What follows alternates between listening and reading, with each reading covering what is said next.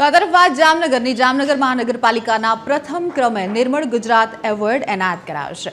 10 લાખથી ઓછી વસ્તી ધરાવતી કેટેગરીમાં આ એવોર્ડ જામનગરને એનાયત થયો, પરંતુ બીજી તરફ કોંગ્રેસના વિપક્ષી નેતાઓ અને કોર્પોરેટરોએ શહેરના વોર્ડ નંબર 14 અને 15ના શંકર ટેકરી વિસ્તારમાં ફરીને ગંદકીની પરિસ્થિતિનો પણ પર્દાફાશ કર્યો છે।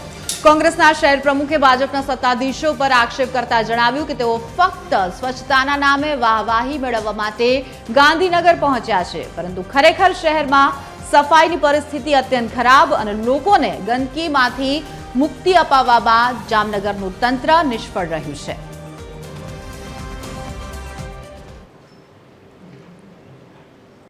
જે સત્તાના નશામાં છે, વારંવાર કરવું, રોજ કરવું અને કૌભાંડ કરવું એ આ લોકોનું કામ છે। આજે લોકમુખેથી એક વાત મળી કે જામનગરના પદાધિકારીઓ ભાજપના મુખ્યમંત્રી હસ્તકે એક બેસ્ટ એવોર્ડ લેવા રવાના થયા છે। એવોર્ડ કેનો? તો કે જામનગરની જનતા ભૌગોલિક સફાઈનો એવોર્ડ લેવા। હું એવું માનું છું કે જનતા એને ભ્રષ્ટાચારનો એવોર્ડ આપે તો સારું કહેવાય, કેમ કે આ લોકો જે સફાઈના નામે કૌભાંડો કરે છે